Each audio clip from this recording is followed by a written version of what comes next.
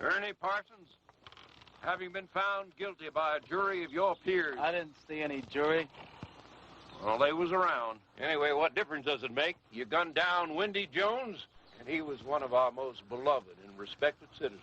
I heard he was the town drunk. Well, now that he's dead, he's one of our most beloved and respected citizens. I don't care who he was. I didn't kill him. You've got the right to hear a few words from a preacher.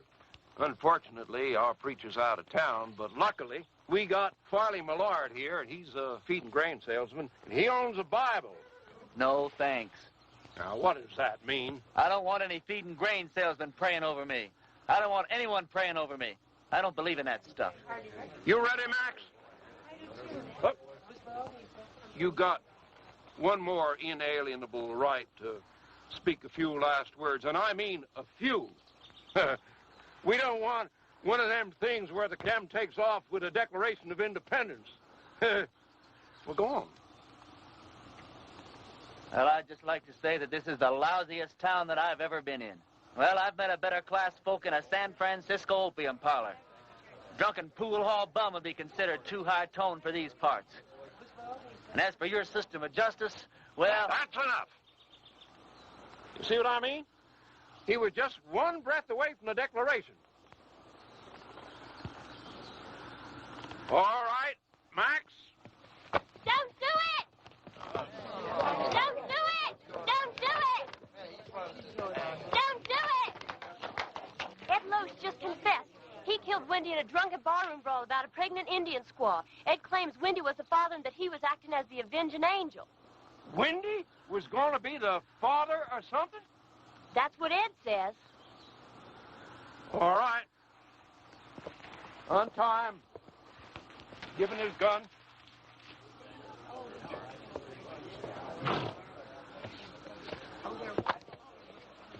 Now, that's the way out of town, son. Take it, keep on going, and don't you never come back. You heard her. I'm not guilty. Even so, we don't want no fast guns in this town. Fast guns raid alongside with lepers in this law-abiding community. Can I ride back to town long enough to get some food? That's the way out, son. Don't press your luck.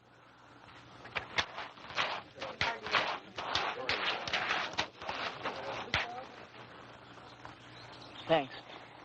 Bye. I'm going with you. You don't have to. I'll be back. When? Whatever you do, don't leave town.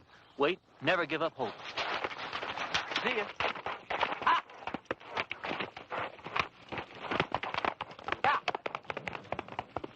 If I'd have known he was going to act like that, I never would have lied for him. Lied? You would have never... What? I don't care. I thought he was cute. There ain't a man around here I'd have as a gift. And he took a bath every so often besides. After him!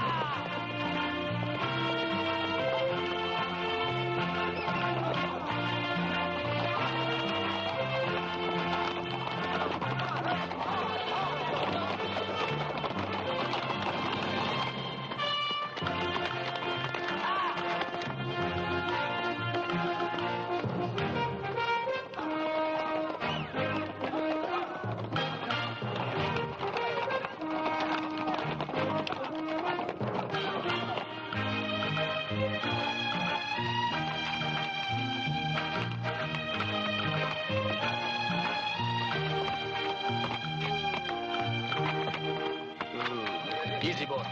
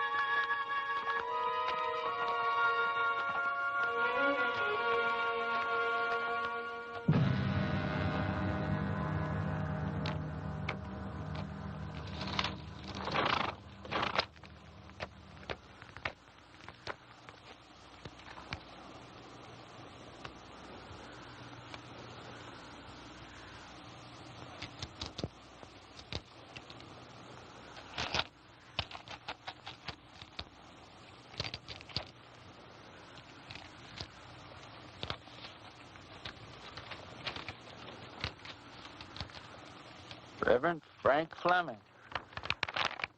Yeah, pleased to know you, Frank.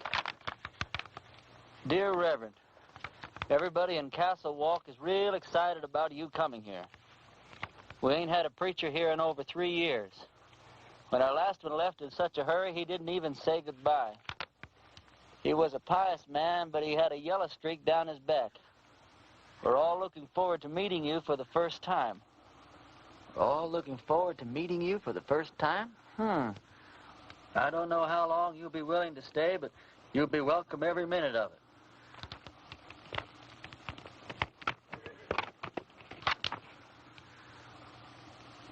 You the preacher's horse?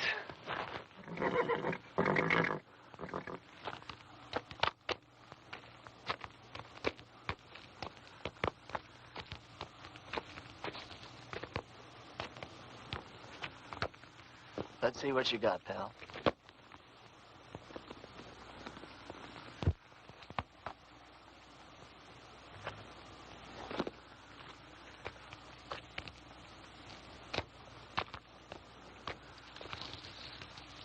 Frank, if ever I catch the guy who did you in, I'll take care of him for you. In the meantime, I'm going to need your clothes and your horse. I got a posse after me for something I didn't do.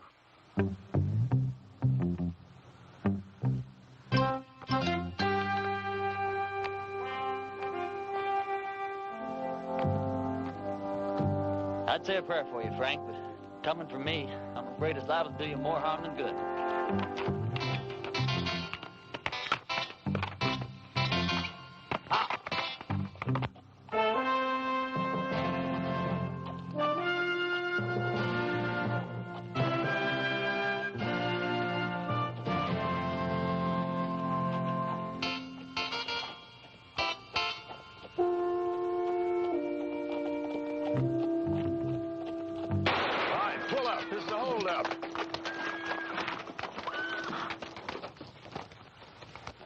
Preacher, Percy. Sorry about that there, Parson, but we're a little too far off to catch that there caller.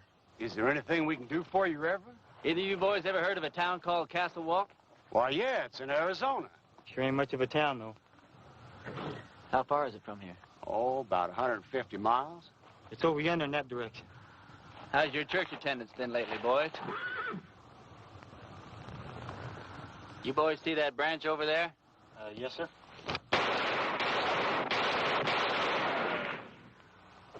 That was for the Lord, boys. He loves you, but he hates your profession. Yeah, I can see how I would. I want you boys to go and sin no more. We surely won't, Parson. As soon as we can afford not to. Preacher, you being so good with that gun and all, how come you didn't just kill us as we was riding up here? because you boys are children of the Lord, just as much as I am.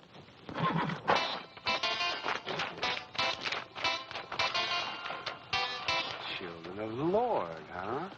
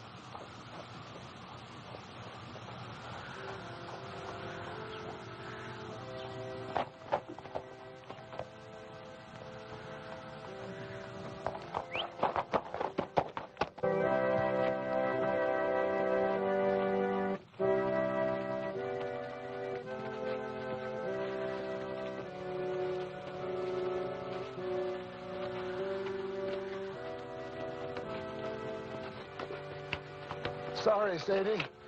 Didn't have the time to dig it no deeper. Well, I guess we better just put him in the ground and get it over with. All right. Without even a few words? Mr. Ross didn't say nothing about no words. Said we could have a burying. Mr. Ross didn't say nothing about no words. But Sam was a Christian man. You can't just bury him like a wild dog. Can't we stand up to Mr. Ross just this once? You're leaving here after the burying. We got to stay here and live with him. All right, let's get going.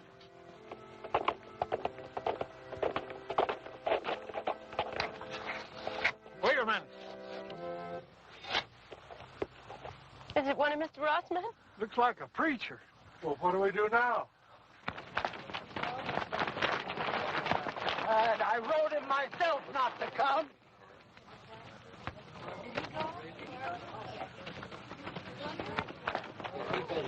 Thank God you're here, Reverend. I've got many receptions in my life, ma'am. Yours is almost unique. We were going to have to bury my husband without any proper words being said. But now that you're here... You, the Reverend Frank Fleming? That's right. I wrote you a letter telling you not to come. No, you wrote me a letter welcoming me to Castle Walk. I wrote you that letter. Yeah, but things changed. First, Mr. Ross said it was all right for us to have a preacher, and then Mr. Ross changed his mind. Gentlemen, what the hell is going on here? Reverend! Hell is the word that came straight from the Bible, folks. Now, all I know is we've got a heartbroken little widow here. You did say you were the widow? And these are my children.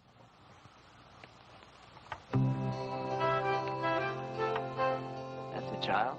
She's 18. Oh, she certainly is.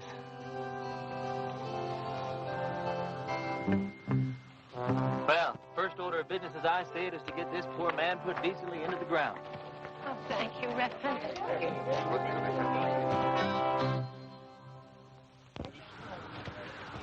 Well, I don't know what Mr. Ross is going to say about this. I haven't been here 5 minutes, and I'm already sick to death of Mr. Ross. Come on, let's bow our heads. Don't you have a Bible, Reverend? Oh, I probably do in my saddlebag. Here, you can borrow mine, Reverend.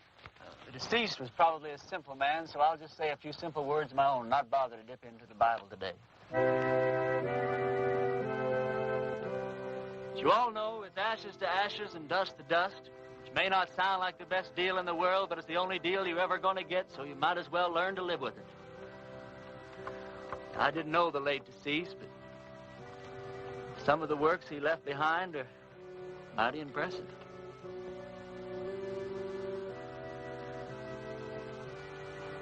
Well, what did he die of? He was shot in the back. May the full wrath of the Lord fall on people who shoot other people in the back. It's a rotten, sinful way to make a living. Amen. Amen. Can't thank you enough, Reverend. I'd like to say more, but Mr. Ross only gave us half an hour to get out of town after the funeral. You're leaving town? You taking her with you? Mr. Ross said we all had to go. Who is this Mr. Ross? He's a mean, miserable, murdering thief, and he runs everybody in this part of the country. There ain't a soul of us that had a single, solitary, happy day since he rode in here and took over. He's going to hear every word that you said. Yeah, and he'll probably kill me. But at least I got to say something that should have been said before I died. Why is he running this woman out of town? My husband, Sam, was the only man in these parts to stand up to Mr. Ross. So he had Sam killed. He let us take one wagon load of our things. We'd better get started. Ma'am, the only place you're going is back to your ranch. I'm sure with the help of all these fine citizens that we can make Mr. Ross see the error of his ways. Reverend, you don't understand the situation around here. Mr. Ross is a powerful, powerful man. He's got money and influence. And he's got 20 top gunfighters working for him. Before I tell you people what I really think of you, I'm going to tell you something about gunfighters. Now, Ross doesn't have 20 top gunfighters working for him because there ain't 20 top gunfighters in the whole U.S. of A. Now, what Ross probably does have is about 15 cowboys that wear guns for ornaments. They do just fine at shooting up a saloon or making some terrified dude dance a little jig. Ross has probably got about 3 men who are pretty good at getting their guns out of their holsters, but no good at hitting anything once they do. Which leaves about 2 or 3 men that might honestly be called gunfighters. Not top gunfighters. More like second or third raters. So you see, you folks have been letting yourselves be rousted around by a bunch of two-bit yahoos. How come you know so much about gunfighters, Reverend? The Lord's work takes one to many places in many climes. Matthew 31. There ain't no Matthew 31. Well, there ought to be. Widow, I want you and your family to get in the wagon. I'm going to drive you home. You're going to sit next to me. Oh, I don't know, Reverend. Ma'am, you don't look like the kind of woman that would back away from a little fight. Where's your faith? My faith is in good shape, Reverend. And if you're willing to take the risk, so are we. Get in the wagon, kids. Us and the Reverend are going home.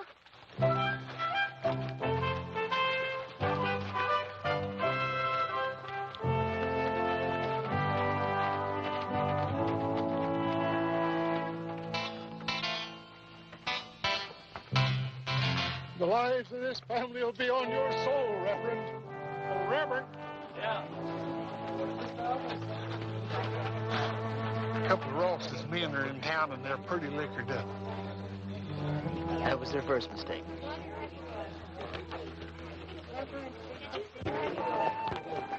You ride my horse, son. Okay.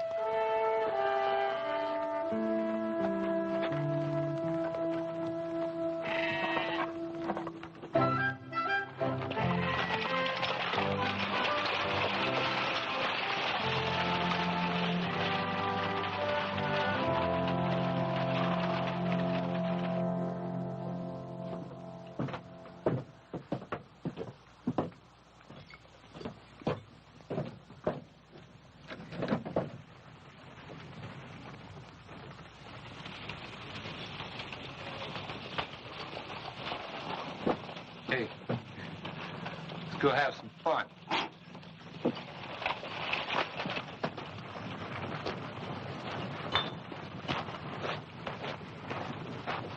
Remember the children, Reverend. Those are just 2 of the cowboys, ma'am. Who? Where do you people think you're going? Where's the place that Ross would least like us to go? I'd say her ranch. Well, that's exactly where we're going. Wait till Mr. Ross hears about this. Mr. Ross is a skunk of doubtful parentage. Mr. Ross is so low he could walk under a rattlesnake's belly wearing a high hat. And that's what I think of Mr. Ross without ever having met the man. Now, that was indecisive, cowboy. Could have very easily cost you your unimportant life.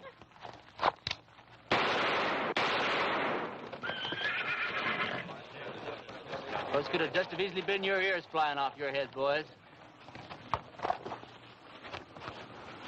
Well, that's a terrible way for a preacher to act.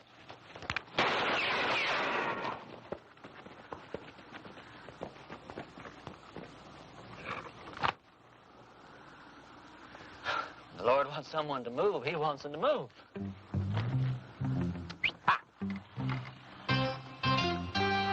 Reverend, my husband Sam would have followed you to hell and back. Don't talk about hell to a sinner, ma'am. You're a sinner? Yeah, we're all sinners. We're about to be.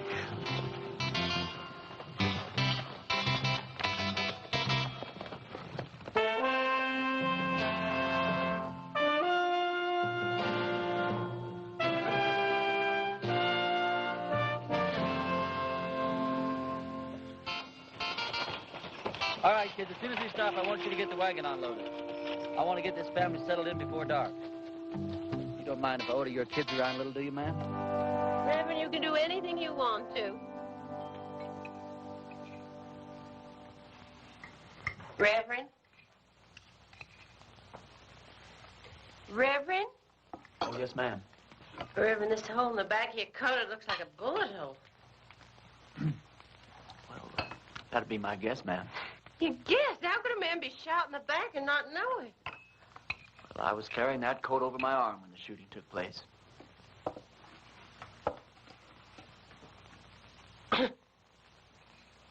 Well, tobacco's one of the Lord's works, too, ma'am. I'll get my things and fix your coat. Do you think Mr. Ross and his men are going to come down and get us tonight? No, not tonight, honey. I'd imagine that Sunday in church would be where he makes his first play. Aren't you scared at all? Well, I'm scared, all right, Sally.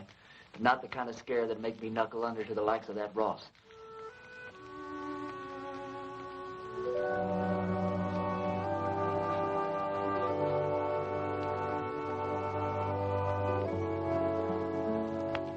Thought of a text for your sermon tomorrow, Reverend?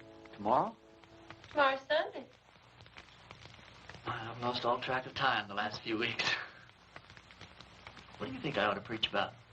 I thought you said the sin of cowardice. Yeah, that's not bad either. Thought you probably had some favorite passage from the Bible to illustrate your point. Oh, I do. Several of them, as a matter of fact.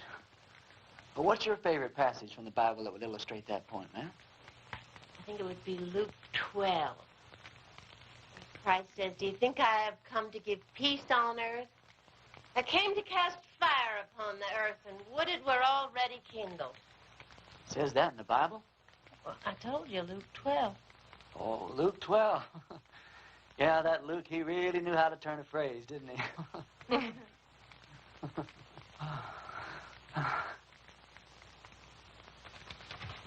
Clean your clothes up for the services. I'd appreciate that. You don't happen to have a Bible around, do you? I, seem to, misplaced my glasses. Could you turn to that spot in Luke that your mother was talking about? It's right here. You don't wear glasses. You know something, you're right. I don't know what got into me.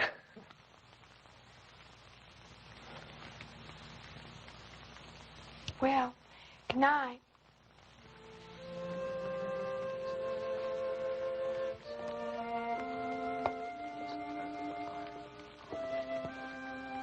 Good night. Night.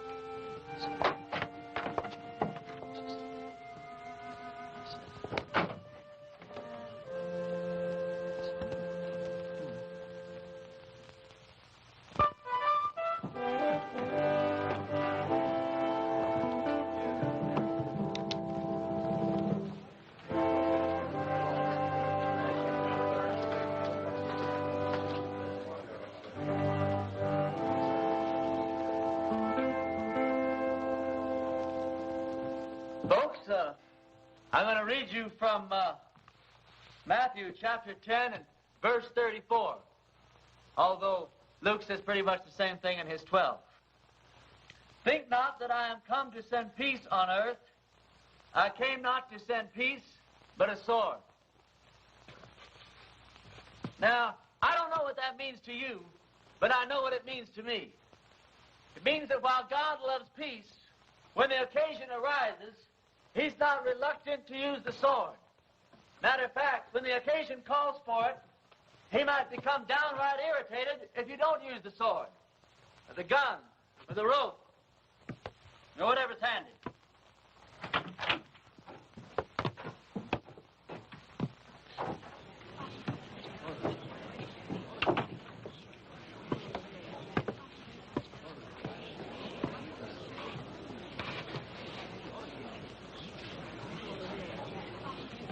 Now, you folks have had a cross to bear here lately, and his name is Ross. They say that people get the kind of lives they deserve, and I guess they do. But when men won't fight for their wives, women, and children, and when their women won't make them fight for what's right, then these people don't deserve any kind of lives at all. That's exactly what you've got.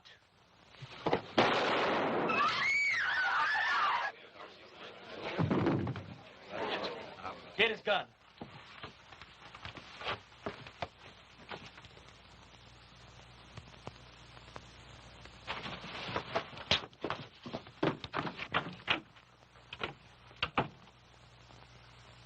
Never done it?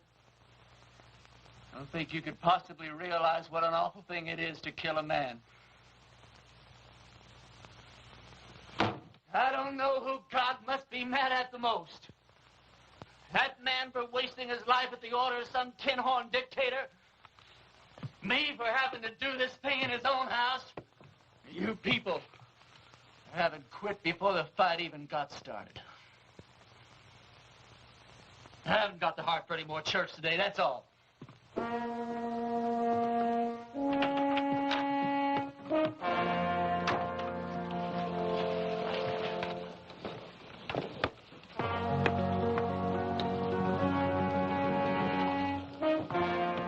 Mr. Ross, a couple of these men are outside.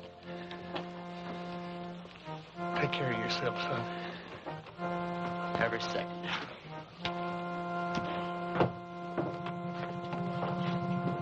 Bring that body outside.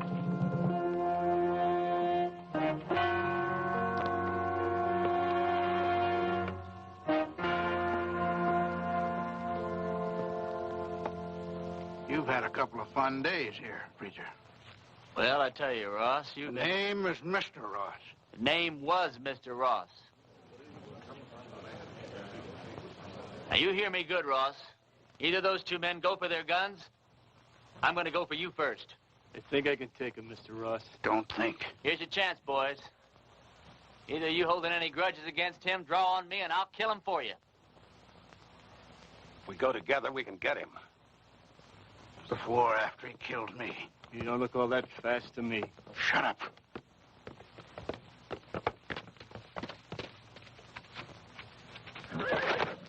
Friend of yours, Ross?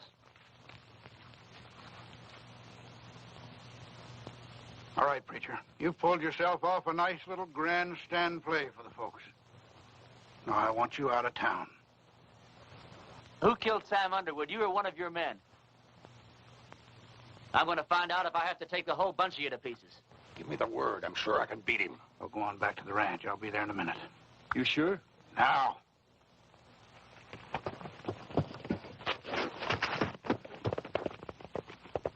That's the way I like it. Man to man. Do I make the first play or do you?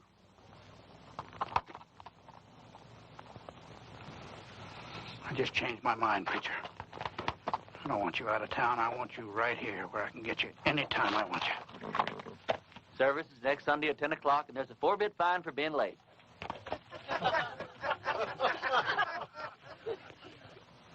You wouldn't shoot me in the back, would you, preacher? Like that.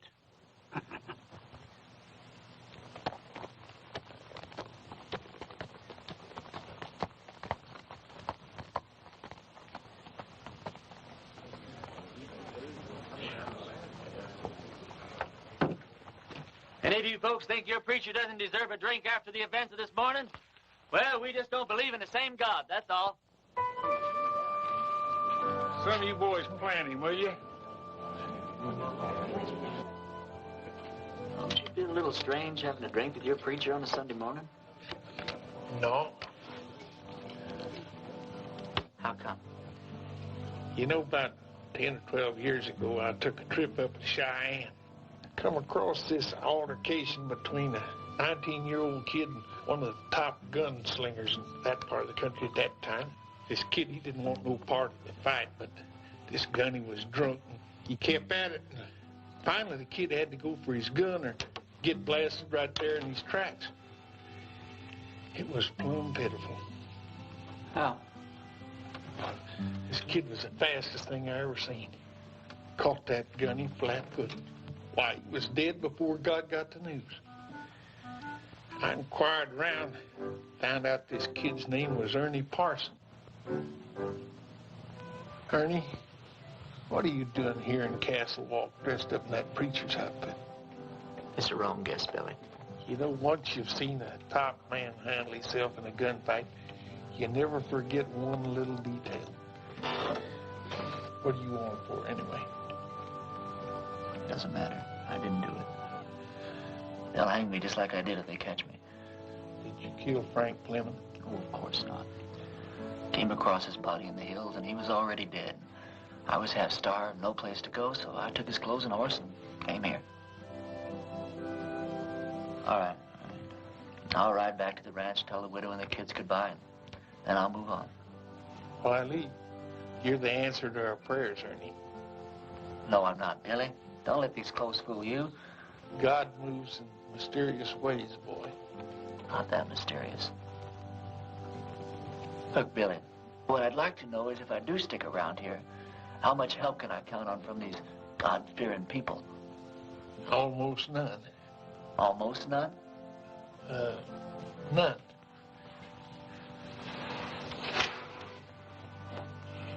Which is just God moving in his mysterious way to get me killed. God will smite the sinners of Castle Walk just as surely as he smote the Philistines. Smote. For the time is at hand when you will hear of wars and rumors of wars. Be not afraid, for this must first take place. Nations will rise against nations, and kingdoms against kingdoms. Not a head on your hair, or a hair on your head will perish. And I quote Luke chapter 21, verse...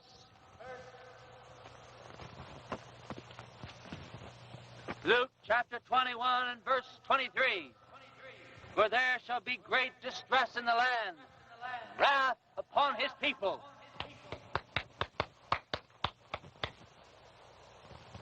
I brought you some lunch. I didn't know preachers had to practice. Well, it's either that or watch the collections fall off. Huh? Oh, that's a real bad joke I stole from the Methodist. Oh. Does your mother know you came out here alone? I don't know. Why? Well, you're a very attractive young girl. Almost too young, as a matter of fact. Most of the girls around here are married by the time they're 13 or 14. 13, huh? Well, I'll have to look into that. Why? They're the lucky ones. Even if they don't get a trip to Phoenix out of it. Is that the price of marriage around here, a trip to Phoenix? No, but it sure doesn't hurt. Look, do I have to keep on calling you Reverend? Oh, no. Call me Ernie. Ernie? My full name's Frank Ernest Fleming. All my good friends, they call me Ernie. Is there anything in your faith against marriage? No, not in my faith.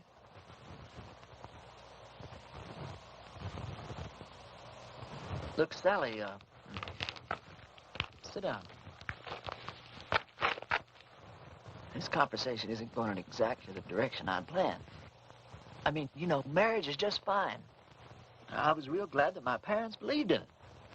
But, well, there's other things, too.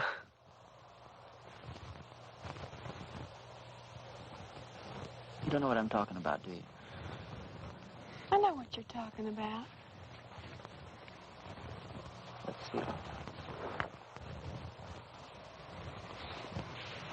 What's the matter? Oh, it's these clothes and this collar. It's just, I'm not going to get anywhere dressed like this.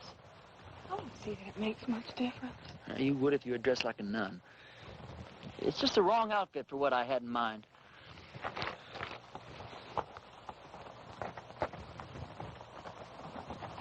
Hey, preacher! I gotta talk to you! Hi, Sal. Hi. It's real important.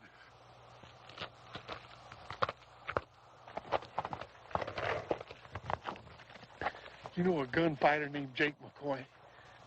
Yeah, I know of him. He's in town. My blessings on him. And he's working for Ross. Is he really good? Yeah, he's the best. You can take him, can't you? You sure he's working for Ross? Yeah, and he's looking for you. Although he don't know who you really are. That doesn't matter. Or does it? Where's he at now? Well, he's at the men's saloon when I left town.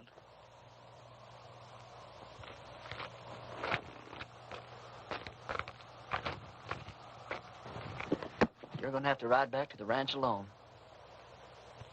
We didn't get very much accomplished today, did we?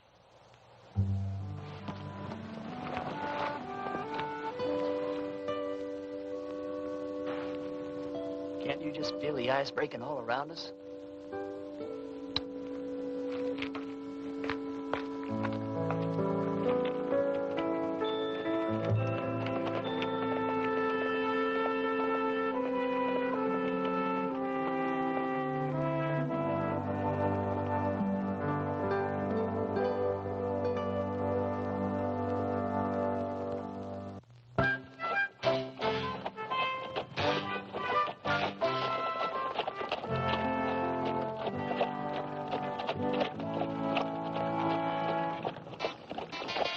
Well, this is your last chance to ride on out of here. Forget about the whole thing. I can't. I don't know why, Billy, but I just can't.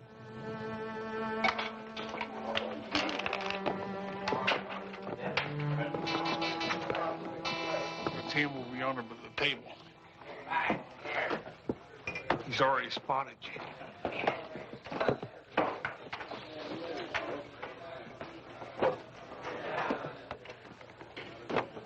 Hello, Jake.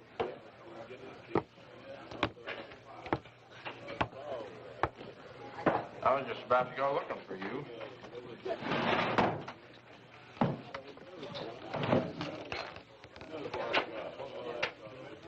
You ever run into Ernie Parsons anymore?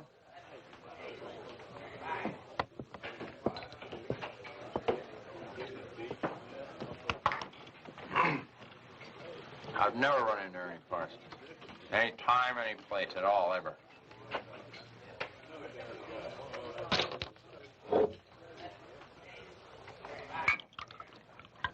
You have now. You?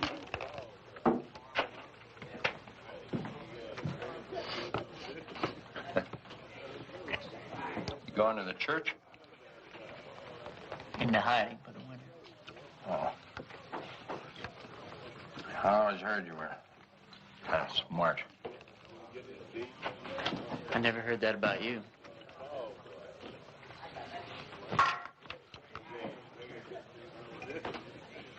Look, are we really going to have to go through with this thing? I got $1,000 in my pocket.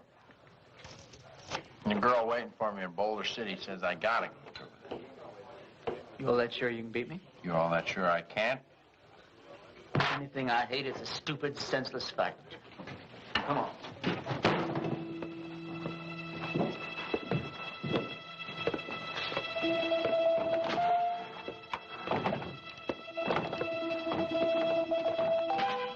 Well, how do you want to do this? Billy, when we get in position, flip a coin. When it hits the ground, we go for our guns, all right? All right. Jake? One of us is going to die, and it's not going to prove a thing. Sure it is, Ernie. It's gonna prove which one of us is a fool to call himself a gunfighter.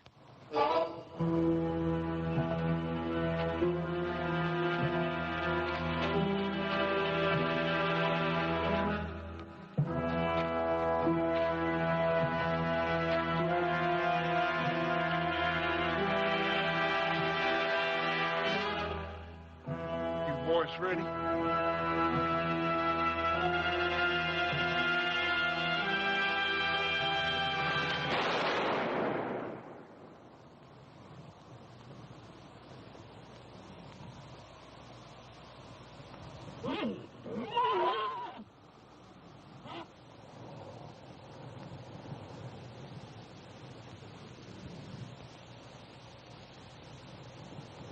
Are you hit?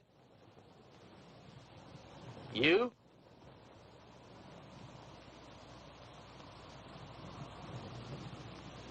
Did you ever miss from this distance before? Never.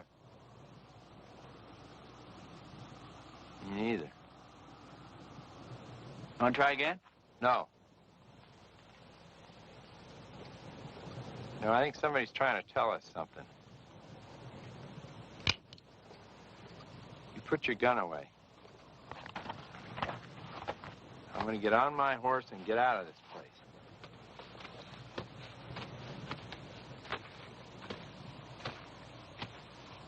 I beat you. You know that, don't you? Oh, no, you didn't. And you know dang well you did, Jake. You gonna give Ross his $1,000 back? No, I'm late for my date.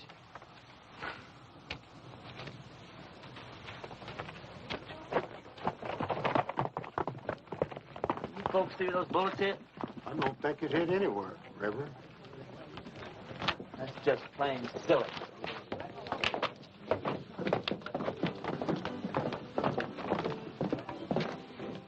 Hold on.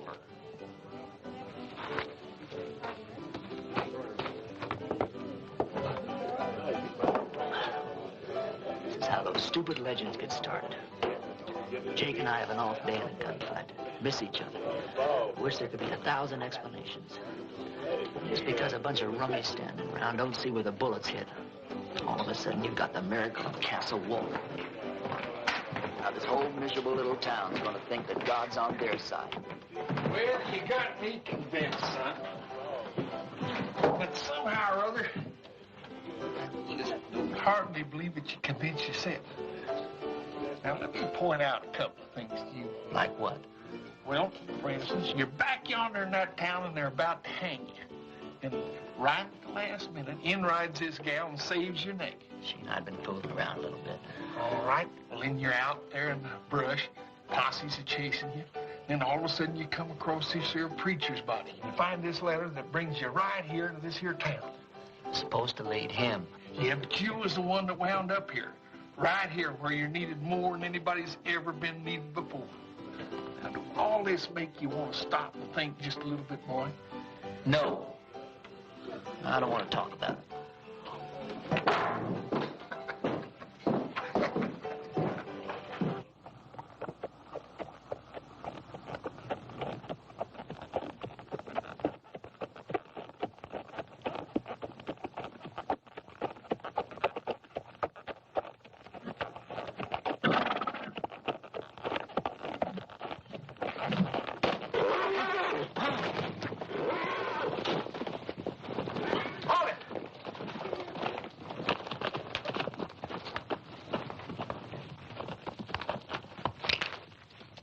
You should have listened to me when I told you to get out of town. You shouldn't have backed out in front of me the other morning either. Now, this whole town's gonna have the idea that you're just a little less than the tin god you pretended to be. Just tell me one thing. What really happened between you and Jake McCoy? I chased that bum out of town. And he's not gonna give you your $1,000 back either. He said to tell you that's the price he charges for shaking hands with scum like you. Get on with it. Prayer man, you drop that rope real slow.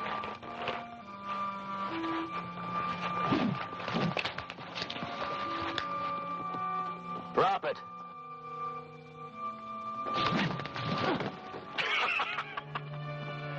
You ain't getting out of town fast enough, preacher.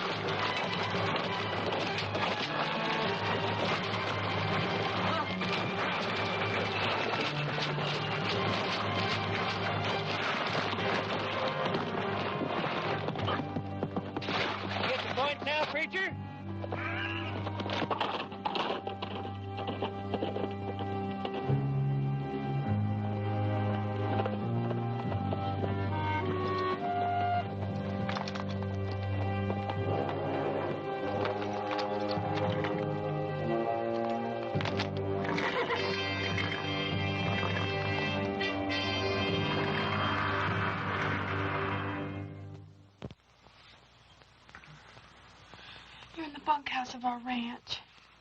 I thought it would scare the kids if they saw you like this. How'd you find me? When you didn't come home last night, I set out to look for you.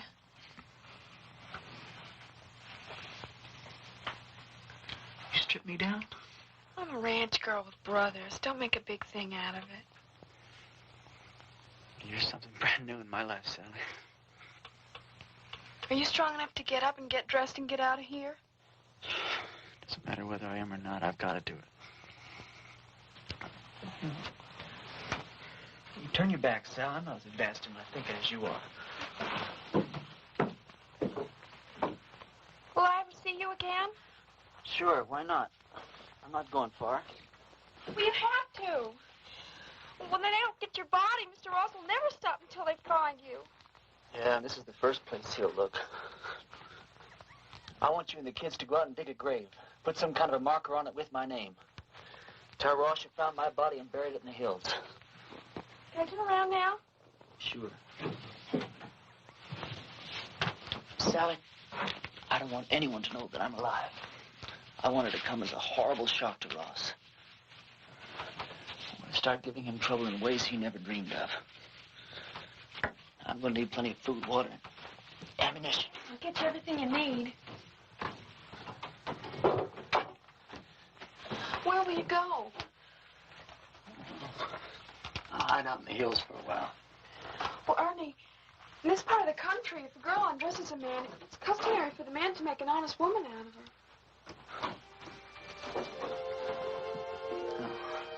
I'm sure that's true in every part of the country.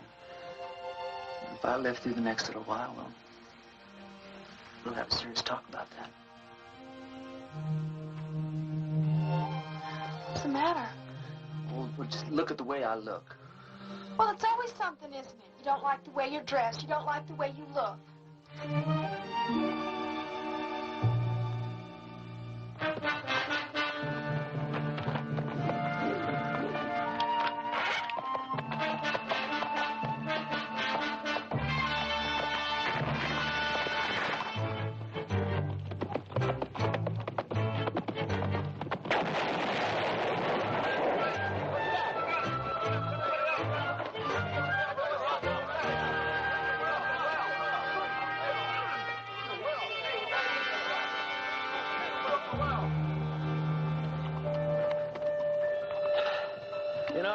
There's a bunch of outlaws operating up in these hills.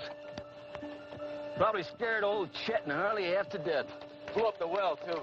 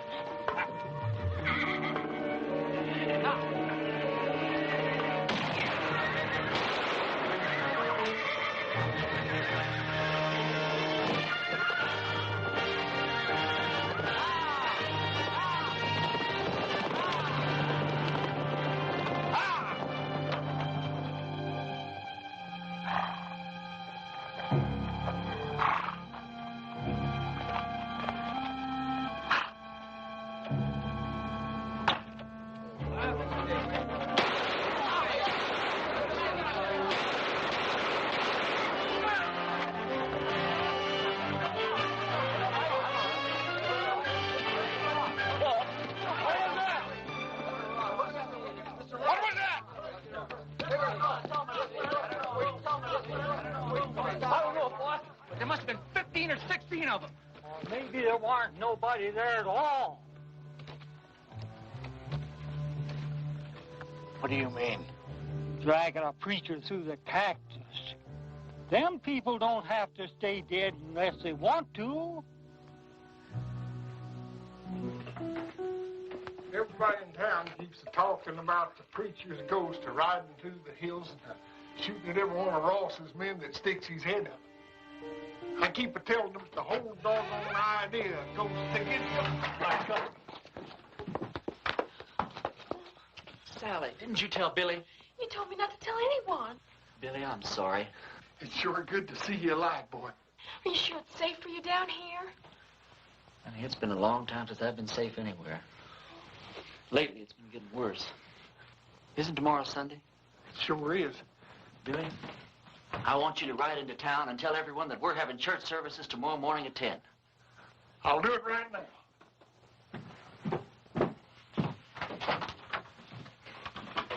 Sally told you our plans, ma'am? Yes. You have any objections? No. Ma'am, has it occurred to you that, well, Sally's liable to end up one of the youngest widows in these parts? Mary Mert's only 14. She's been a widow 2 years. Besides Mary Mert. No, Grace Dorothy only been married a week and a half when her husband fell down a mine shaft. You know how old she is. Sally, could we take a walk outside? Excuse us, ma'am. Sally, the reason I brought you out here is, well, one of the reasons. If we're going to be husband and wife, then you've got a right to be in on the decisions that affect the both of us. You understand? Now, if I stay here and fight it out with Ross and his men, the chances are very good that I'll be killed. But on the other hand, we could leave here tonight, get married the very first town we come to, go someplace we both like and settle down and just have a wonderful life for ourselves. It's all up to you, Sally. You just say the word. Well, Mama always said never throw yourself in between a man and what he thinks he's got to do. Well, I won't kid you, Sally. I'm a little disappointed in that answer. No, it's all right. I got the strangest feeling that I've been pointed straight toward this shootout ever since the day I was born. There wasn't a thing in the world I could do about it. Billy says it's God moving in his mysterious way. Me? Well, I just don't know. You very religious, Sally? Why do men have to talk and talk? Can't you be quiet and get on with what you're supposed to be doing? Yes, ma'am.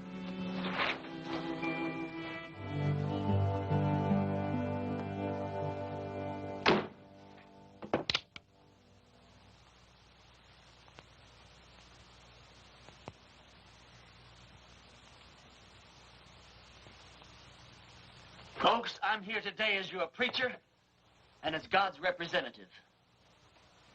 Now, as your preacher, I've stood up to your enemies for you, and all it's gotten me so far is a lot of bruises and a bunch of cactus spines. Now, I understand that a lot of you thought I was dead, and that my ghost was raging through the hills, wreaking my vengeance on Ross and his men. But I want to ask you something. What were your feelings? Were you scared that you might have an angry ghost raging in your hills? Or were you ashamed because not a single one of you came out to see if I was alive or if I might not need some help? Well, I'm warning you people. While you're sitting around waiting for God and me to do your work for you, God just might have some plans of his own. Maybe he's not as angry at Ross as he is at you.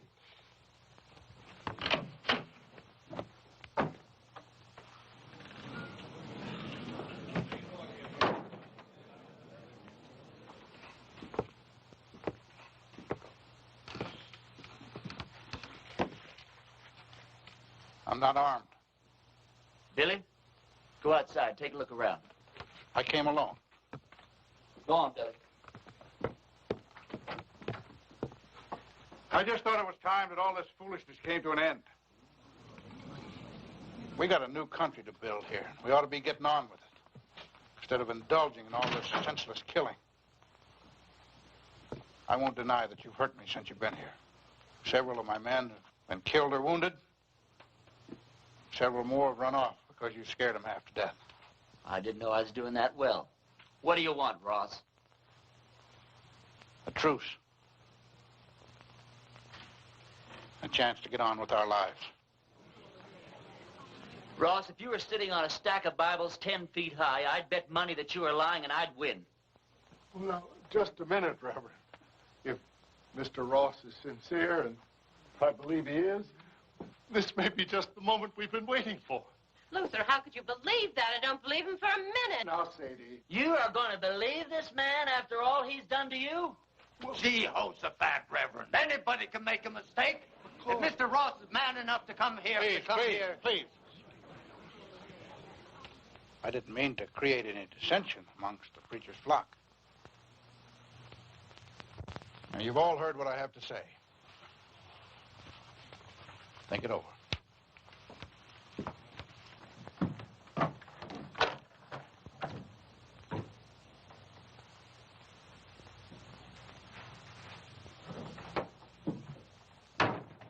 Well, I think we ought to accept the proposition. Well, I think you're right.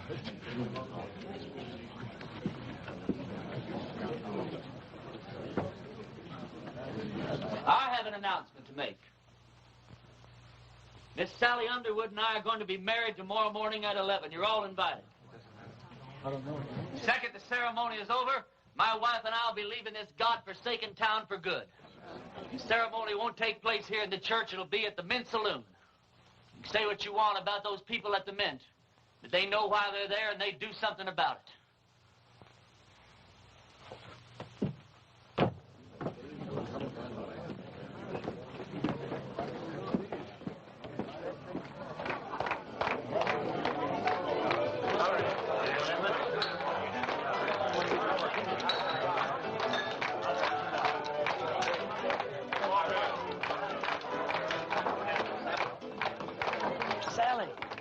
She's out back getting dressed. Her mama's with her. Can't take all day with this thing. What's your rush, boy? One of my feelings, and I'm never wrong, that I should get out of this place. When did you say that? Huh? Oh, nothing. Hey, yonder she goes now. Oh, you're beautiful. Come on, everybody.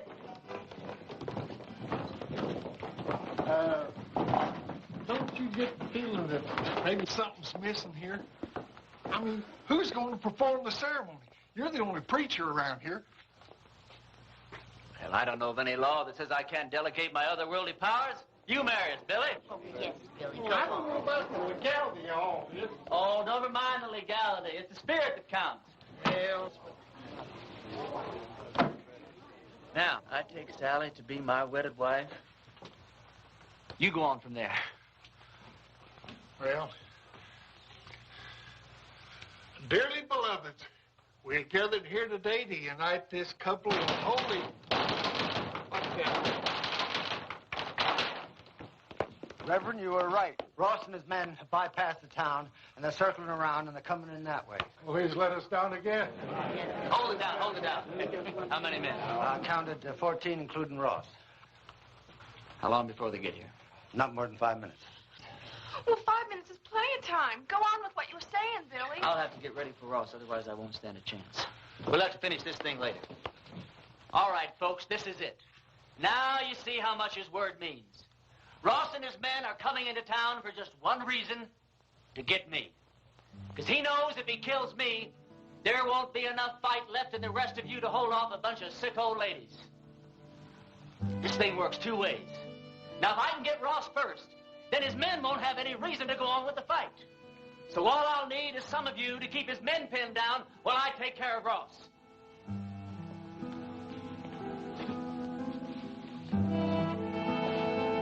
But the women and the children... You don't even have to come out in the open.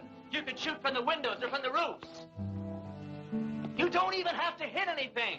Just shoot fast and make a lot of noise, but keep his men pinned down.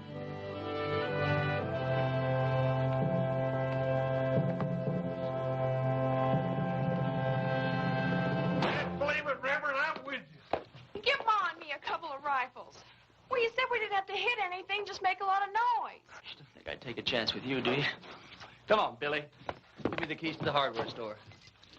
Barbershop. I don't hate you people. I guess you just can't help the way you are. Well, I ain't gonna be that easy on you.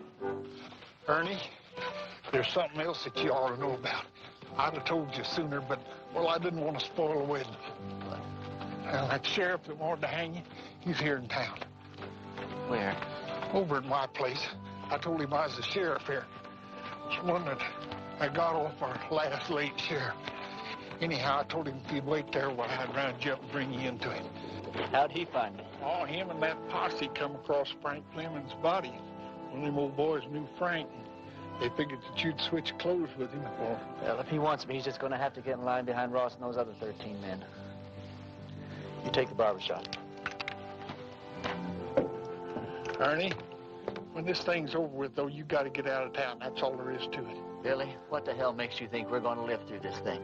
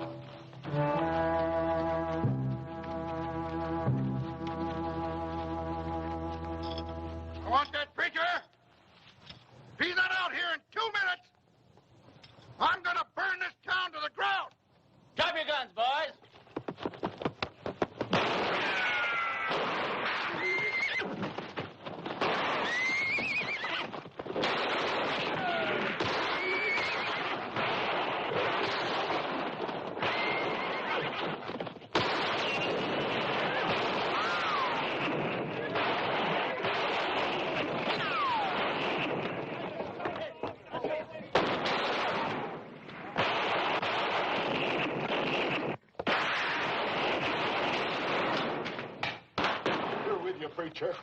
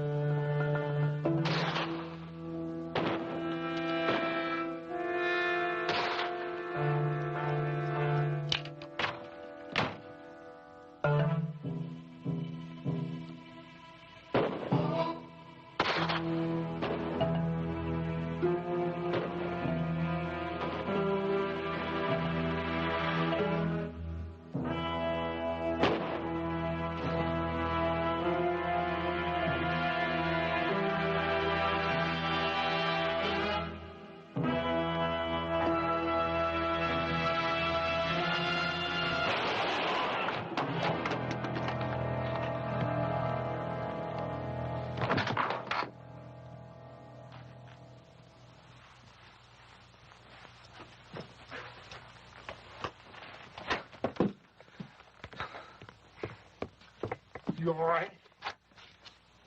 Barely.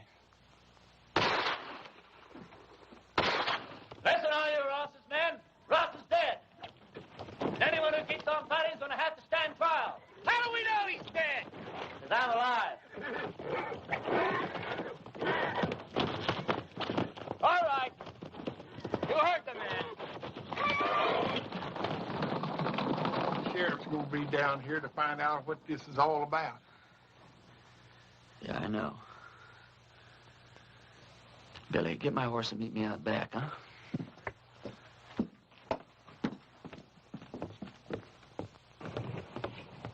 Go over to the men's saloon and tell Sally to meet me back at the ranch. We'll take off from there. No, I ain't going to do it. I'm a dang fool for going along with this thing as far as I have. It ain't going to go no further. What are you talking about? I ain't going to let you run away with that kid. Her not knowing who you are or what you are or what kind of a life she's letting herself in for. You think if I told her everything, she still wouldn't ride away with me? Well, of course she would, Ernie. Because she's 18 and you're her first love. Well, that's good enough for me. Ernie, when that sheriff finds out you've left town, you suppose that he's just going to give up? I can take care of him. Yeah, you can take care of him with one hand, or you take care of Sally with the other. Then if something goes wrong, why, she can just stand around with your baby in her and watch you hang. You think I could just ride off without telling her why? I'll tell her. Yeah, then what happens to her? Oh, she'll be tore up for a while, but she's young. She'll get over it in a month or two. Yeah, but I won't get over it in a month or two. I'll get your horse. I'll get it myself.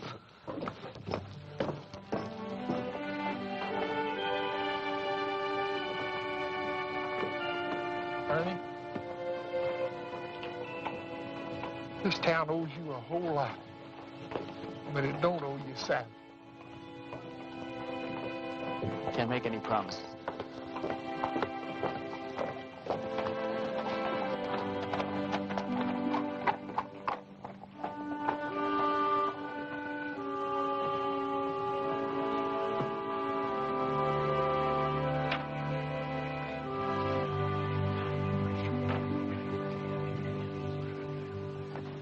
He's all right. He's not hurt, and he'll be here any minute. Damn it, Billy. You're right.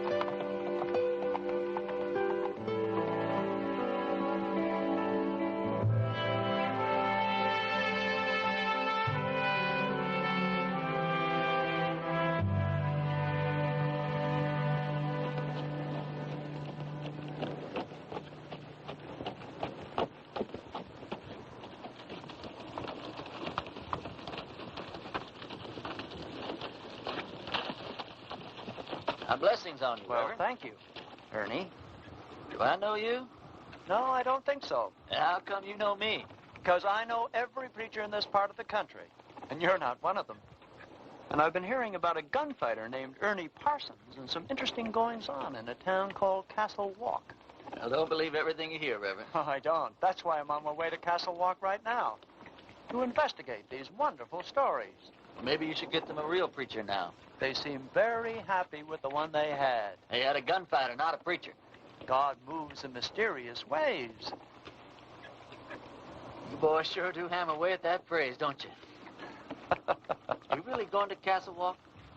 I sure am.